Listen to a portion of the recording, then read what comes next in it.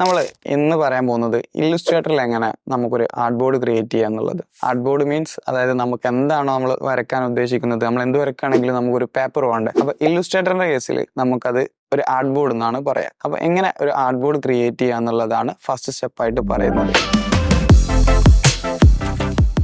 ഇല്ലുസ്ട്രേറ്ററിനെ കുറിച്ചിട്ട് ചെറിയൊരു ഇൻട്രൊഡക്ഷൻ തരികയാണെങ്കിൽ ഒരു ഫുള്ളി വെക്ടർ ബേസ് ആയിട്ടുള്ള ഒരു സോഫ്റ്റ്വെയർ ആണ്. ഫോട്ടോഷോപ്പ് എന്നുള്ളത് ഫുള്ളി നമ്മൾ ഇമേജ് ബേസ് ആയിട്ട് പോകുന്ന ഒരു സോഫ്റ്റ്വെയർ ആണ്. ഇല്ലുസ്ട്രേറ്ററിൽ നമ്മൾ മെയിൻ ആയിട്ട് ചെയ്യുക ലോഗോസ്, അതുപോലെ ടൈപ്പോഗ്രഫി, ഇല്ലുസ്ട്രേഷൻസ് എല്ലാം നമ്മൾ മെയിൻ ആയിട്ട് ഇതിൽ ചെയ്യുക. അപ്പോൾ നമുക്ക് എങ്ങനെയാണ് ഇല്ലുസ്ട്രേറ്ററിൽ ഒരു ആർട്ട് ബോർഡ് ക്രിയേറ്റ് ചെയ്യുക എന്നുള്ളത് നമുക്കൊന്ന് പോയി നോക്കാം. നമ്മൾ ഇല്ലുസ്ട്രേറ്റർ ഓപ്പൺ ആക്കിയാൽ തന്നെ നമുക്ക് ക്രിയേറ്റ് ന്യൂ, അതുപോലെ തന്നെ ഓപ്പൺ കാണാൻ പറ്റും. ലെഫ്റ്റ് സൈഡിൽ നമ്മൾ ക്രിയേറ്റ് ന്യൂ കൊടുക്കുക. ക്രിയേറ്റ് ന്യൂ കൊടുത്തു കഴിഞ്ഞാൽ റിസൻസിൽ ഞാൻ ഇതിന്റെ മുമ്പേ ചെയ്തുകൊണ്ടാണ് ഇത്രയും പോസ്റ്റേഴ്സിന്റെ സൈസ് ഇവിടെ അവൈലബിൾ ആയിട്ടുള്ളത്. നമുക്ക് അല്ലാന്നുണ്ടെങ്കിൽ ഡീഫാൾട്ട് ആയിട്ട് നമ്മുടെ മൊബൈലിലുണ്ട്, അതുപോലെ web, print, film and video, ഇതിലെല്ലാം ഡീഫാൾട്ട് ആയിട്ടുള്ള കുറച്ച് സൈസസ് അവൈലബിൾ ആണ്. ഇത് വേണമെങ്കിൽ നമുക്ക് യൂസ് ചെയ്യാം.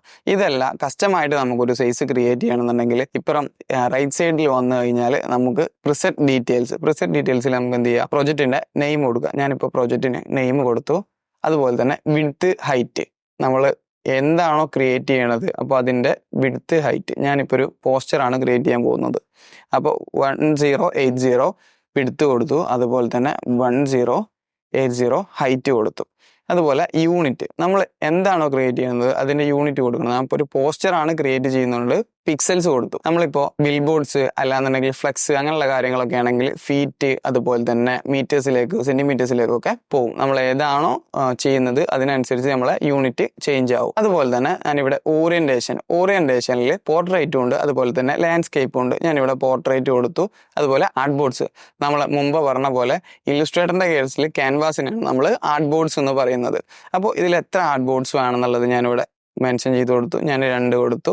അതിനുശേഷം ബ്ലീഡ് എന്നുള്ളത് പ്രിന്റിങ്, ഒരു ഔട്ടർ ആണ്. അത് നമുക്ക് പ്രിന്റിങ്ങിലേക്ക് പോകുന്ന സമയത്ത് നമുക്ക് നോക്കാം. അതുപോലെ തന്നെ RGB ആൻഡ് CMYK. RGB എന്ന് പറഞ്ഞു കഴിഞ്ഞാൽ നമുക്ക് ഡിജിറ്റൽ പർപ്പസിന് വേണ്ടിയിട്ടുള്ള ഒരു പോസ്റ്ററോ അല്ലെങ്കിൽ വേറെ എന്താണ് നമ്മൾ ബ്രാൻഡ് ബുക്ക് ഓർ ലോഗോസ് എന്താണ് ക്രിയേറ്റ് ചെയ്യുന്നതെങ്കിൽ ഡിജിറ്റൽ പർപ്പസിനാണെന്നുണ്ടെങ്കിൽ നമ്മൾ RGB ആണ് നമ്മൾ കളർ മോഡ് കൊടുക്കുക. നമ്മൾ പ്രിന്റിംഗ് പർപ്പസിലേക്ക് പോകുന്ന എല്ലാതും നമ്മൾ CMYK ആണ് കളർ മോഡ് കൊടുക്കുക.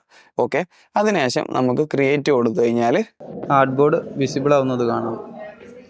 ഇതുപോലുള്ള ഇൻഫോർമേറ്റീവ് വീഡിയോസിനായി സബ്സ്ക്രൈബ് ദിസ് ചാനൽ.